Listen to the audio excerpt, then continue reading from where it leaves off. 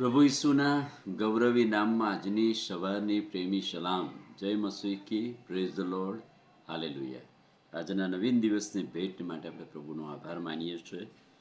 જોતામાં આજે 2026નો 7મો દિવસ પણ પ્રભુએ આપણા જીવન બતાવ્યો છે અને 2026ના વર્ષમાં એ જ થીમ છે કે ખ્રિસ્તમાં એક નવી આશા, ખ્રિસ્તમાં આપણે એક નવી ઉત્પત્તિ છીએ, ખ્રિસ્તમાં આપણને નવો જન્મ પ્રાપ્ત થયેલો છે.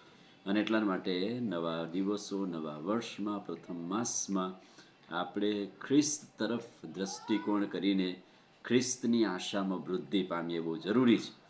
અને એટલે ગીતશાસ્ત્ર 62 તેના 5 થી 8 વચનો, ગીતશાસ્ત્ર 62 5 થી 8 વચનો. ઈશ્વર પર ભરોસો રાખો, તેની જ આશા રાખો.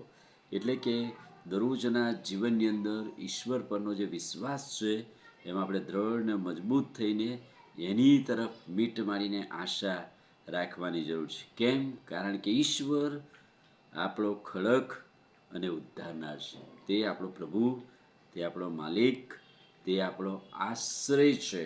માટે આપણે દરેક સંજોગો અને પરિસ્થિતિઓમાં ઈશ્વર પર આધાર રાખવો જોઈએ. નવી એક આશા, નવું એક જીવન પ્રભુમાં પ્રાપ્ત થાય એટલા માટે ઈશ્વર પરનો મોટો ભરોસો અને ઈશ્વર પરની મોટી આશા, અને એ જ ખડક અને ઉદ્ધારનાર છે, એ વિશ્વાસ સાથે દરેક સંજોગોમાં પ્રભુ સાથે આપણે ચાલી શકીએ. બીજું વચન યશાયા 40:31. યહોવાની વાટ જોનારા નવું સામર્થ્ય પામશે. એટલે કે બળ પામશે. ઈશ્વરને જોનારાઓ, ઈશ્વરની રાહ જોનારાઓ, ઈશ્વર પર ભરોસો રાખનારાઓ નવું સામર્થ્ય પામે છે, નવી એક આશા, નવા એક બળ સાથે પ્રભુમાં વૃદ્ધિ પામે છે. અને એનું એક્ઝામ્પલ એ છે કે તેઓ ગરુડની પેઠે પાંખો પ્રસારશે. જેમ ગરુડને પાંખો આપવામાં આવે છે અને દૂર દૂર ઉડે છે, તેઓ દોડશે પણ થાકશે નહીં. એટલે એટલી બધી પાંખો ફેલાવે, પ્રસારે, પણ એ થાકે નહીં. ઈશ્વર માણસ પાસે આવે છે અને તે આ રીતે નવું બળ પ્રાપ્ત કરે છે. ઈશ્વરની વાટ જોનારા નવું સામર્થ્ય પ્રાપ્ત કરે છે. યિર્મયાહ પ્રબોધકનું પુસ્તક 3 અધ્યાય અને 21 થી 23 વચનો. યિર્મયાહ 3:1 થી 21. એ યાદ, પ્રભુ કહે છે, હું યાદ કરું છું કે યહોવાની કૃપાને લીધે અમે નાશ પામ્યા નથી.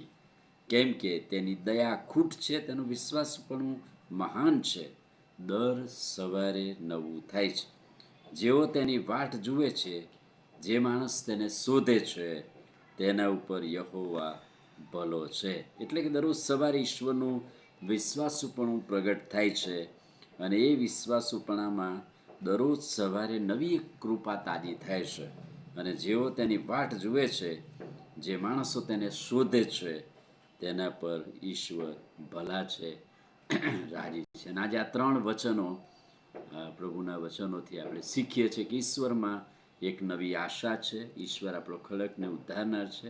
પ્રભુમાં એક નવું સામર્થ્ય પ્રાપ્ત કરીને આપણે દોડીએ, જીવનમાં આગળ વધીએ અને ઈશ્વરની કૃપા દરરોજ સવારે તાજી થાય છે, તેની દયા, એનો વિશ્વાસ પણ અખૂટ છે, મહાન છે. તો તેમાં આપણે વૃદ્ધિ પામીએ અને બળ પ્રાપ્ત કરીએ. આમીન. પ્રાર્થના કરીએ. પ્રભુ, આજે સવારે તમારા ખાતરીદાયક અદ્ભુત વચન માટે આભાર. વચનના પ્રકાશમાં અમને દોરો, તમારું સામર્થ્ય આપો, તમારામાં બળ પ્રાપ્ત કરીને આત્મિક રીતે વૃદ્ધિ પામવા અમારી મદદને સહાય કરો. પ્રભુ ઈસુના નામમાં માંગીએ છીએ, સાંભળો ને માન્ય કરો. આમીન. God bless you.